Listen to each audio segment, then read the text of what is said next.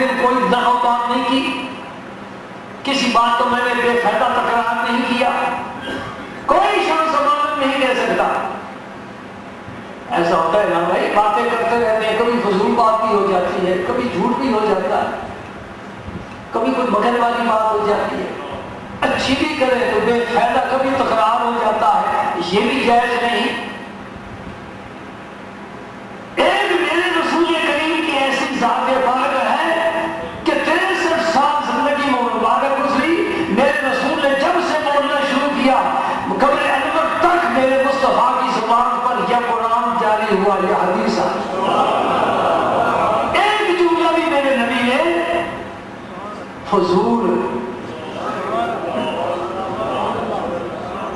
یہ بڑی بات ہے، ذرا سوچے تو معمولی بات تو نہیں ہے، یہ ہے تجھ کی الہی۔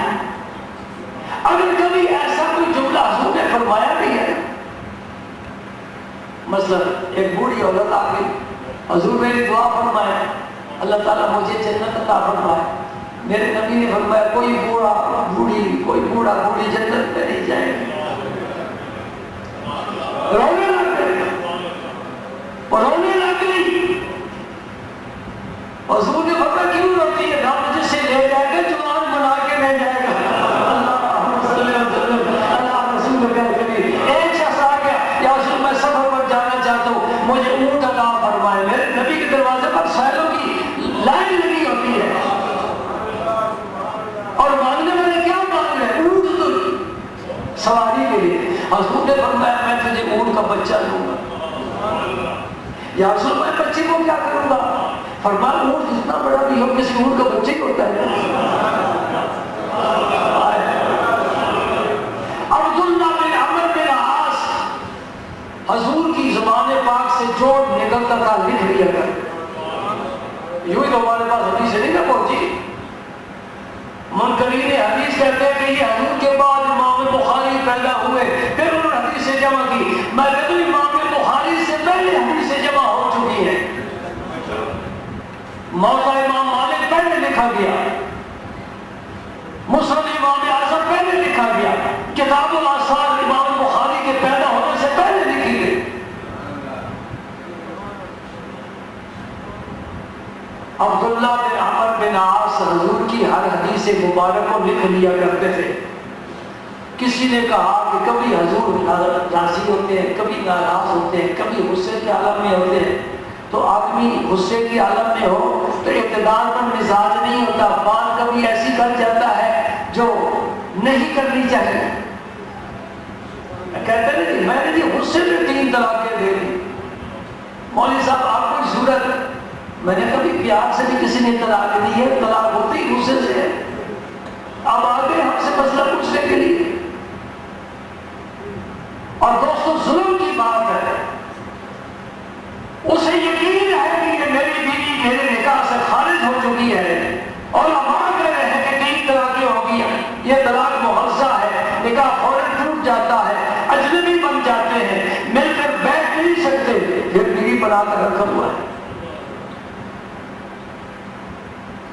اللہ بارک ہے، تن ہم داغ شد پمبا کجا میں ہم، سارا جسم زخمی ہے، پٹی کہاں آتے، پنجابی کہتے ساری تاڑی خراب۔ سنو گے معاملہ پنجابی کا، ساری تاڑی خراب، اللہ خیر۔ بات کر ہم تو اپنے نبی کا ذکر کر کے دل بہلا لیتے ہیں، نبی کا نظام نظر نہیں آتا، یہ ہماری کمزوری ہے۔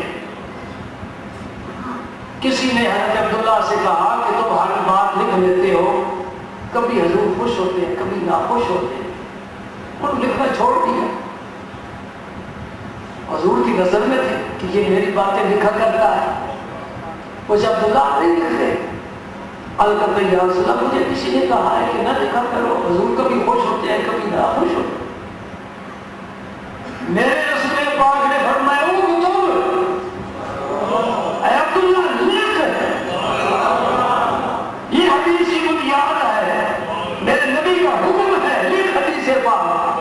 الحمدللہ اتنی عمر گزر گئی، حدیثیں پڑھ رہے ہیں، حدیثیں لکھ رہے ہیں۔ اور تم سنو، فوالذی نفسی بیدی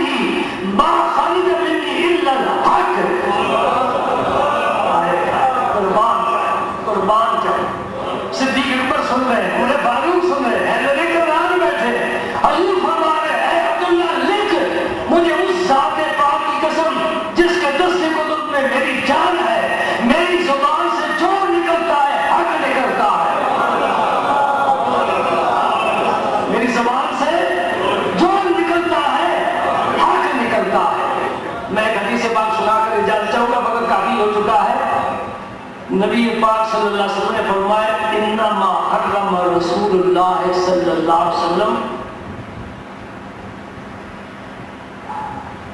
کما حرم اللہ، اللہ کے رسول نے جو چیز حرام فرمائی اسی طرح ہے جس نے اللہ نے حرام فرمائی۔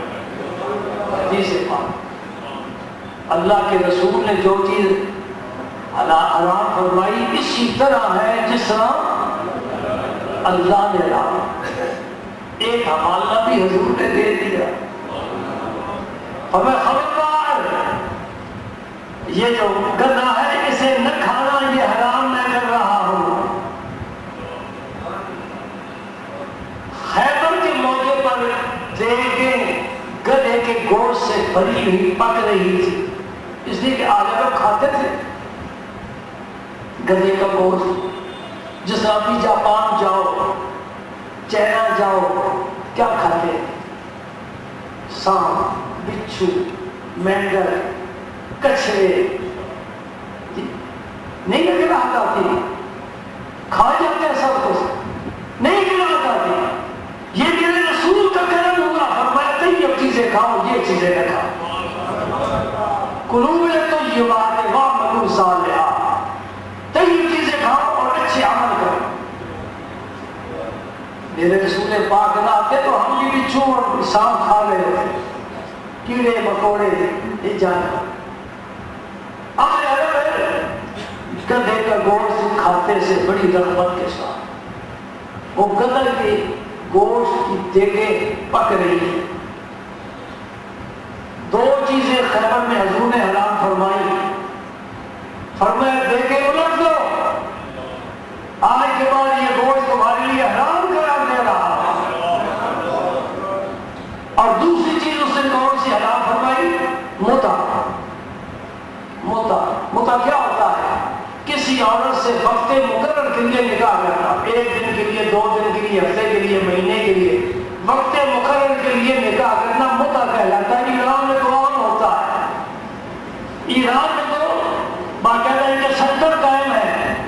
وہاں میرے دوست نے بتایا کہ رجسٹروں پر تصویریں بھی لگی ہیں، نکاح خوان کے دستخط پہلے ہیں، وہاں رقم بھی لکھی ہے، بدکاری کا ایک اڈا ہے۔ متع کیا ہے؟ بدکاری، وقت مقرر کے لیے نکاح کرنا۔ مجاہدین کو ضرورت تھی، جہاد میں رسول اللہ نے پہلے اس کی اجازت فرمائی، اس کے بعد خیبر کے دن ہمیشہ کے لیے متع کو حرام کرا دے۔ حضور نے فرمایا کہ آج کے بعد گدھا حرام۔ لیجیے سارا قرآن پڑھ جاؤ، کہیں گدھے کی حرمت کا ذکر نہیں۔ اور جو اللہ کے زیادہ رشتہ دار بنے ہوئے ہیں انہیں کہو کہ اللہ تو حرام نہیں کرتا، تم تو پھر کھاتے رہو نا۔ ہمارے رسول نے تو حرام فرما دیا۔ لیجیے آپ سے جانا چاہتے چاہتے ایک اور بات بھی بتا، وہ جو ہمیں مشرک کہتے ہیں نا، مشرک ہے، یہ صلاۃ پڑھی یا رسول اللہ کہہ دیا مشرک ہو گیا، لا حول ولا قوت الا باللہ، اللہ کے نبی کا نام لے تو مشرک ہو گیا، پھر ہم کس کا نام لیں؟ اور بتاؤ نا کس کا نام لیں؟ اللہ کے رسول کا نام نہ لے تو پھر کس کا نام لیں؟ اس کا نام بتانا جو قیامت کے دن ہماری شفاعت کا ذمہ دار ہوگا، ہم پھر اس کا نام لینا شروع کر دیں گے۔ اگر ہم نے دل میں یقین کے بغیر کوئی شفاعت والا نہیں ہے تو پھر ہمیں نام لے کے دو، ہم شفاعت کو محتاج ہیں۔ رسول اللہ کے دروازے پر دستک دیں گے، انشاءاللہ حضور شفاعت فرمائیں گے۔ چلو بھائی شفاعت فرمائیں گے، چلو بھائی عمل نہیں دیکھے جائیں گے، کیونکہ عمل دیکھے تو پھر شفاعت کی کیا ضرورت ہے؟ کہا ان کے سارے دفتر میرے سبق کرو، جاؤ بھائی کو